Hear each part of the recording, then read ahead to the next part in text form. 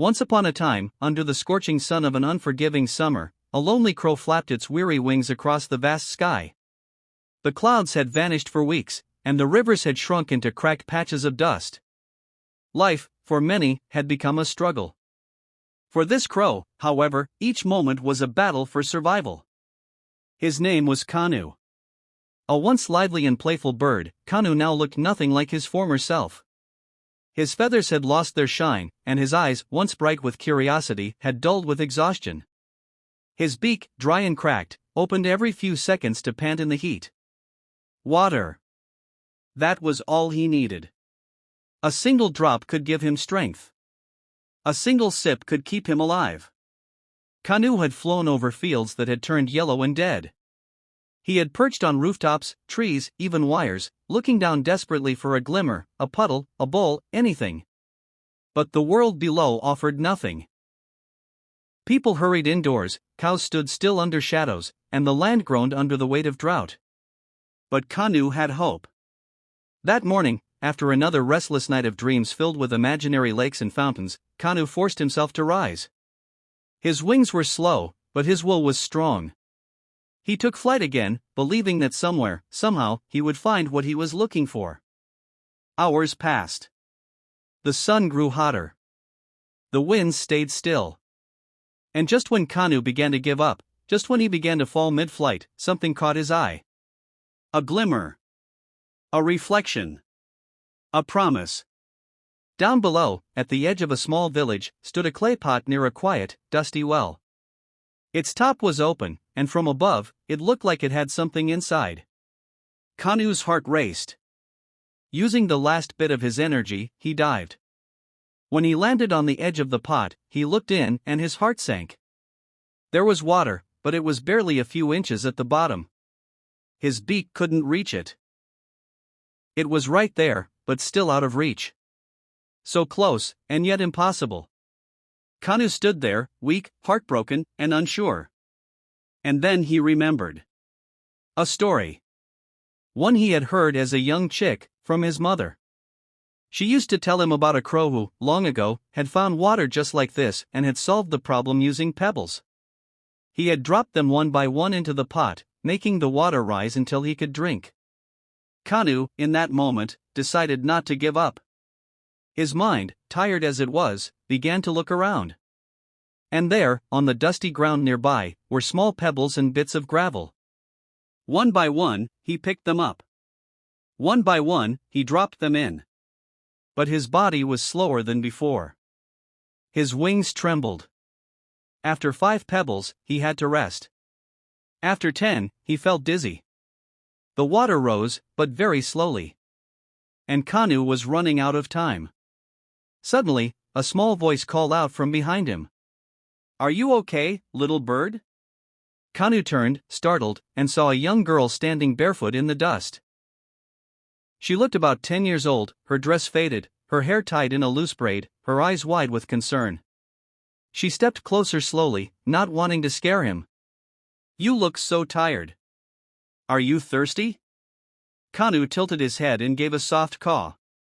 The girl understood. She looked into the pot, then frowned. "You're trying to drink this water, but it's too low. You're trying to make it rise, aren't you?" Kanu blinked. The girl, whose name was Mira, looked around, then sat down on her knees. She began picking up pebbles too. And just like that, she joined him. Together, they worked. She smiled at him every few seconds, encouraging him, talking to him gently. "You're not alone now, okay?"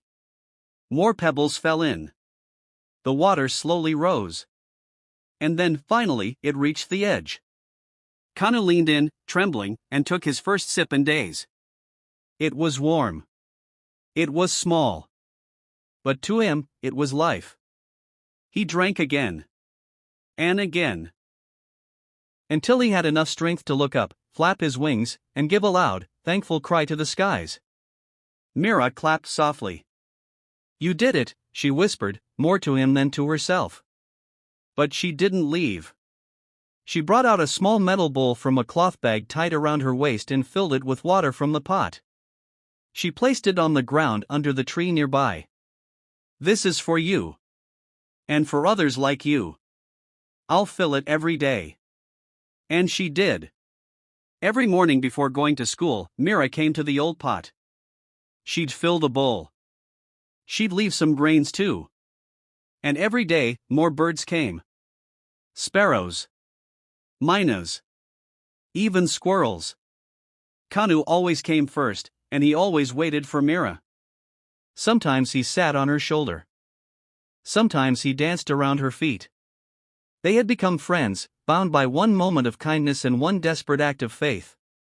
Word of Mira's actions slowly spread in the village. At first, a few laughed. But soon, they saw the change. Where there had been silence, now there was birdsong. Where there had been emptiness, now there was life. Children started copying Mira. They placed bowls on rooftops, in courtyards, under trees. Some brought food. Some brought water. Some simply sat and watched the animals come and go. Even the elders noticed. This girl, one old man said, is teaching us what we forgot, that kindness isn't about money or power. It's about noticing those who need help and doing something about it. One afternoon, as Mira sat under the tree, sketching Kanu in her notebook, a stranger approached her. He wore glasses, had a camera around his neck, and introduced himself as a journalist from the city. I heard about the little girl who helped a thirsty crow. Is that you? Mira nodded shyly. He asked questions, took pictures, and wrote an article. A week later, her story was in the newspaper. Then on the internet. Then on television. People everywhere were moved. Some cried. Some smiled. Many acted. Schools started water for birds programs. Cities encouraged people to place bowls outside. Children from across the world sent Mira letters, drawings, and thanks. All because one crow had refused to give up. All because one little girl had stopped to care. And while the world watched the headlines, in that quiet village, Mira and Kanu still met every day. Years passed. The drought ended. Rains returned. But Mira never stopped. Even when she grew up and moved to the city for college, she ensured someone filled the bowl in her absence. Her little brother took over. And Kanu? He had grown older, wiser, and now flew with his own young ones, teaching them the story of the pot and the pebbles, the story of never giving up, and the girl who changed everything. One day, Mira, now an adult, returned to the village to visit. As she stepped out of the car and walked towards the old tree, she saw a group of birds flutter down. And among them, older, but unmistakable, was Kanu. He landed softly on her shoulder and nuzzled her cheek. Tears filled her eyes. You're still here. He cawed softly, as if to say, you too. And for a few minutes, nothing else mattered. Not the world, not the noise, not the time that had passed. Just a girl and a crow. Bound forever by water, pebbles, and kindness. So when someone tells you that small acts don't matter, remember Mira. Remember Kanu. Remember that even in a world full of heat and struggle, one drop of kindness can bring a storm of change. Thank you for watching. If this story touched your heart, don't forget to like, share, and subscribe.